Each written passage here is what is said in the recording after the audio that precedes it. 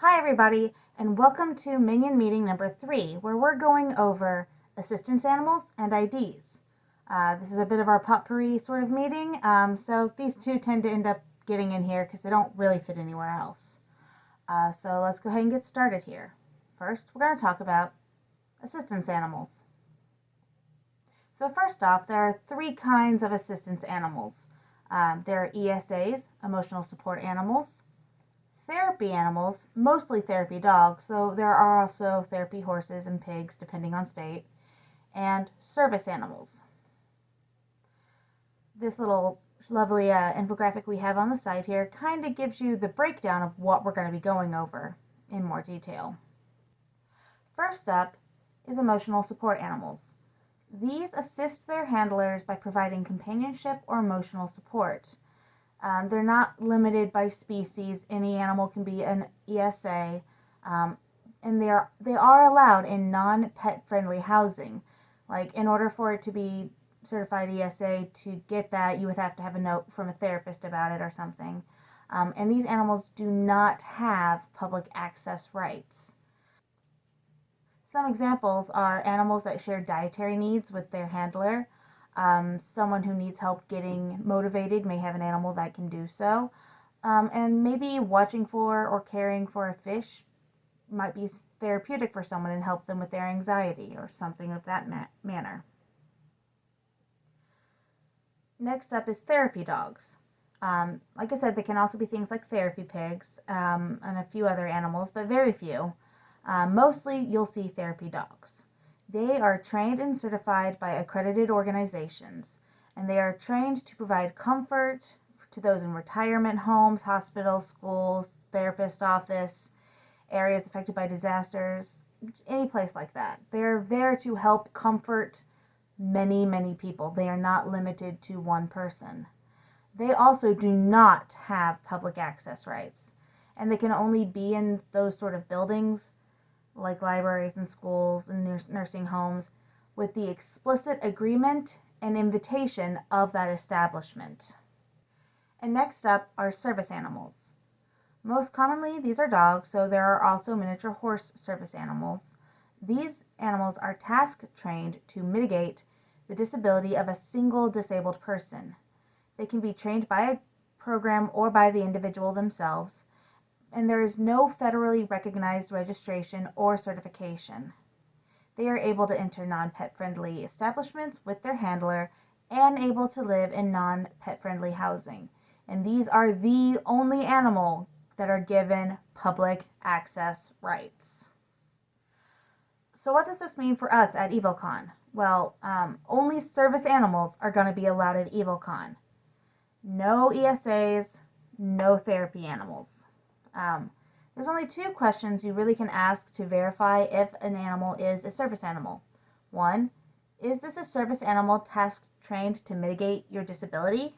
And 2, what is a task this animal has been trained in order to mitigate your disability?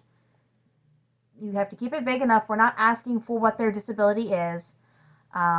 We just need to know, hey, is this a service animal, and what sort of task does it do if you need to go any further. Some common task examples that they can give is, it's a medical alert and response dog, or he does item retrieval for me. He opens and closes doors. He guides. He's clearing a room so I can get through. But examples that do not count, these are not tasks, are things of companionship, emotional support, or protection. Those do not count as tasks. So what if you see an animal that doesn't seem quite right? Like, you're really not sure if this is a service animal or not. Well, if a service animal is acting aggressively, urinating or defecating inside, or the handler is not maintaining proper control of that animal, they may be asked to remove the service animal from the establishment. You say, hey, you need to leave until you can get your service animal back under control. And that's one of those things where you can even start with, hey, is this a service animal? And then, go from there. Service animals don't always have the giant jackets with the little things that says service animal, do not touch, things like that. Sometimes people try to sneak in other animals by saying they're a service animal by wearing those, or going, hey, I have an ID that proves this. I have a certificate that proves that this is a service animal. There is no ADA supported service animal registration or certification. It does not exist. Those things online are indeed a scam. In fact, there's a wonderful little website of this person who took a jar of Nutella, submitted pictures and everything to all of these websites and submitted it as a service animal, and it got through no problem. These things are a scam for people who are legitimately thinking they have to have one, and for the not so honest to try to barge past us by waving the thing in our face thinking we don't know any better. So that's it with service animals. For the most part, if you are unsure if an animal is a service animal, you can always ask them, or if you feel uncomfortable, say, hey, there's this animal, I'm not sure if it's a service animal, I don't feel comfortable approaching, could you guys take care of it? And me or another staff member will go and take care of the issue. Same with the animal acting up, acting aggressively, just not behaving. Service animals are supposed to be very well trained, and if the animal is not sticking to its training, there's a problem and it needs to leave the building. So that's it on service animals. Now we're going to talk about IDs. Now, those of you who have volunteered for us in the past but maybe missed last year are probably wondering, what about EVIL tickets? Well, last year we did away with them. The raffle's done differently. Last year we had little numbers on their badges. It's probably going to be something similar this year, but it means you don't have to worry about this. The only thing you got to worry about now on this is IDs. And those of you who are under 18, you're probably not going to be working these doors, especially if you are under the age of 16. I do not want you working the 18 plus panel doors, no matter what. So if you are under that age of 16, you don't really need to watch the rest of this video because this is a thing you are not allowed to do. You are too young to be checking people into 18 plus panels. So for the rest of you, let's get started. First off, IDs must be checked for all 18 plus panels and events. Every single one of them. If we let a single person through, that's illegal. We could get shut down. Legal nonsense and money happens, and it's nothing anyone wants to deal with. So if you are at the door of an 18 plus panel, when you're checking IDs, the date of birth to look for is anything on March 24th, 25th, 26th, or earlier, 2005. Now, the attendee must be 18 on the day of that panel. I don't care if they turn 18 on Saturday. If it is a panel on Friday, they are still technically 17 and cannot enter. It's legal. I don't even care if it's a 3-month-old child who cannot form permanent memories. They cannot enter. That is not an hypothetical. That is something someone tried to do one year. You have to stand firm. You have to be firm about this. Now, each state does their IDs differently, and most of them have a different design for their probationary. Their under 21 license, usually that means they're vertical. Identification cards look a little different from regular driver's licenses, but the date of birth will be in the same place. And one thing I forgot to mention on here, if they have the paper printout version of their license, like they're getting a new copy and it's just not come in the mail yet, if they're showing you that, they need to also have their previous ID with them first, too. That's the thing that the DMV tells you. You have to keep both copies until the new one gets in the mail. So if they show you that paper copy, they have to show you their regular ID, their previous expired one at the same time. So now our next set of slides, these will be going over some examples of the licenses you'll likely see and where the birth date is located. This is just for the states around us, but pretty much every other state is going to be some variation of this. First up, we have Indiana. As you can see, the date of birth on the regular license is right there down at the bottom next to the big picture, and it is also located under the teeny tiny picture.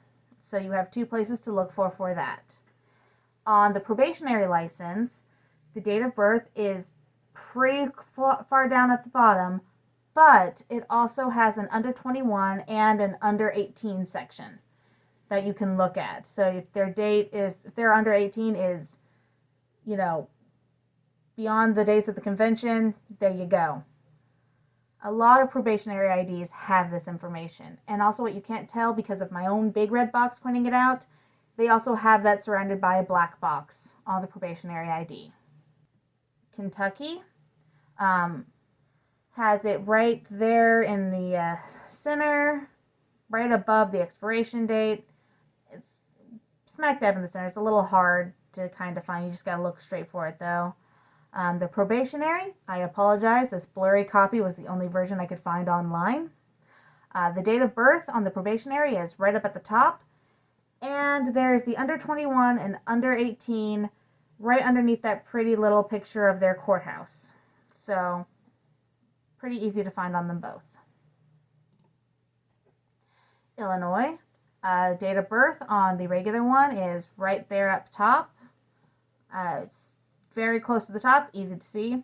Find it right there. If it's a probationary, the date of birth is near the bottom, but right underneath the picture is the under 21 and the under 18, and they're color coded to make them even easier to see. On Ohio IDs, we have the birth date all the way at the bottom, underneath the big picture, and like with Indiana, right next to the tiny picture. So they're just look down at the bottom and you're gonna see it. It's just gotta look over to the sides. For the probationary, it's near the top as well as with the tiny picture. And they have their own under 18, under 21 surrounded by a blue box that my red box is mostly covering. And then we have our Michigan IDs. Date of birth on the Michigan regular ID is right there at the top. It's the first set of dates that you're going to see. And then on the probationary, it is also at the very top with an under 21 and an under 18 at this as well, probably down there in big red box. This was the only one I could find. It was driving me insane. Now, what you might have noticed with all of these is some of them have a star and some of them don't. The star is the real ID. Both of these IDs are legal. Real just means you turned in the extra paperwork and now you can get on the planes. This is how IDs go. It's pretty simple. Now next up is our registration meeting on March 12th.